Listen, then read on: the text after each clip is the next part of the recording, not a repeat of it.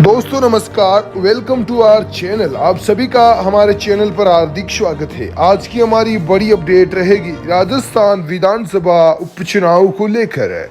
राजस्थान विधानसभा उपचुनाव की एक ऐसी प्रमुख सीट जिसके बारे में हम चर्चा करने जाएंगे। वैसे तो ये सीट किसके कब्जे के अंदर रही है और कौन इस सीट का आका कहलाया है, वैसे तो आप सभी भली भांति जानते हो, लेकिन फिर भी आपको रोचक तथ्य बताएंगे।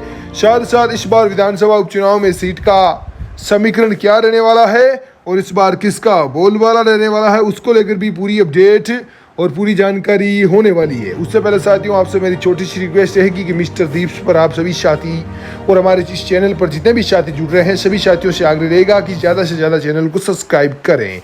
बात करेंगे खींवसर विधानसभा उपचुनाव के बारे में। खींवसर नाम आता ही आपकी जेन में एक नाम आता है हनुमान बेनीवाल का। हनुमान बेनीवाल के इर्द गिर्द ये सीट घूमती आई है और जब से हनुमान बेनीवाल ने यहाँ से चुनाव लड़ना शुरू किया है तब से ये सीट हनुमान बेनीवाल के अलावा किसी और के पास जाने का नाम ही नहीं ले रही है। अब हनुमान बेनीवाल विधानसभा चुनाव 2024 के अंदर अपनी क्या स्ट्रेटजी लगाएंगे और विधानसभा चुनाव 2024 में जीत दर्ज करने के लिए, विधानसभा उपचुनाव 2024 जीत दर्ज करने के लिए अपनी कौन सी रणनीति तैयार करेंगे, उसको लेकर भी पूरी अपडेट होने वाली है। साथियों, हनुमान बेनीवाल विधानसभा उपचुनाव खींवसर जीतने के लिए कौन से बड़े प्रत्याशियों को बुलाएंगे, उसको लेकर भी आपका भाई आपको सटीक अपडेट देने वाला है। सबसे पहले तो खींवसर विधानसभा उपचुनाव के बारे में बात करते हैं। खींवसर विधानसभा उपचुनाव 2019 के इस उपचुनाव के अंदर जब हनुमान बेनीवाल ने अपने भाई नारायण बेनीवाल को उतारा था, उस टाइम हनुमान बेनीवाल एनडीए के गठबंधन के अंदर थे। उस टाइम हनुमान बेनीवाल के कांग्रेस व बीजेपी पार्टी दोनों, कांग्रेस पार्टी के सामने बेनीवाल ने चुनाव लड़ा था और बीजेपी पार्टी के पक्ष में थे। अब ऐसे में साथियों इस बार स्थितियां पूरी तरीके से विपरीत बन चुकी है। इस बार बीजेपी पार्टी के विपरीत है और अभी तक कांग्रेस पार्टी का भी उनकी हाँ या ना चल रही है।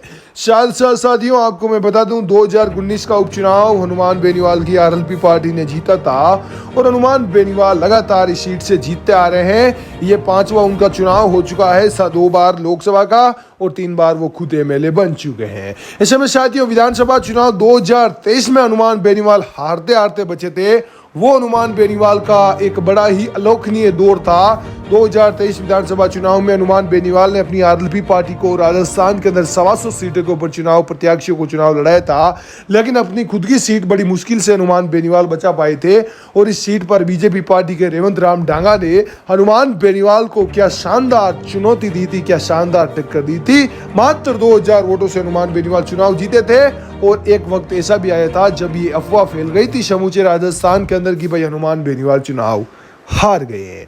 अब यह अफवाह फैलता ही मानो राजस्थान के अंदर हनुमान बेनीवाल के जितने भी समर्थक हैं सभी के पैरों नीचे जमीन खिसक गई थी, लेकिन हनुमान बेनीवाल जैसे तैसे करके ये सीट जीत गए थे। अब साथियों, खींवसर विधानसभा उपचुनाव लोकसभा का चुनाव हनुमान बेनीवाल ने शानदार तरीके से जीता था। 45-50 हजार प्लस वोटों से बेनीवाल ने जीत दर्ज की थी और अपनी पुरानी प्रतिद्वंदी ज्योति मिर्धा को फिर शिकस्त दी थी। लेकिन इस बार खींवसर विधानसभा उपचुनाव में चुनौतियां बड़ी डिफिकल्ट हो चुकी है। इस बार इनके सामने ज्योति मिर्धा खुद उपचुनाव लड़ने आ रही है। वो ज्योति मिर्धा जो हनुमान बेनीवाल के सामने काफी ज्यादा शिकस्त खा चुकी है, इस बार वो भूखी शेरनी की तरह हनुमान बेनीवाल के सामने चुनाव लड़ेगी। लेकिन खैर, हमारी अपडेट रहेगी रविंद्र सिंह भाटी व हनुमान बेनीवाल राजकुमार राउत को लेकर। ये 3 तिकड़ी इस बार राजस्थान के अंदर कहर ढाने को आ रही है। हनुमान बेनीवाल व रविंद्र सिंह भाटी की गुप्त कई मीटिंगें हो रही है, जिसको लेकर भी सोशल मीडिया के ऊपर काफी ज्यादा सुर्खियां ये तिकड़ी बटोर रही है। तीनों का मानना है कि राजस्थान के अंदर दोनों पार्टियां बारी बारी से राजस्थान को लूट रही है, इसलिए एक ऐसी पार्टी बनाई जाए जिसको लेकर समूचे राजस्थान के लोग विश्वास कर सकें, बिलीव कर सकें, ट्रस्ट कर सकें। इसीलिए तीनों एक छत के नीचे आपको नजर भी आ सकते हैं।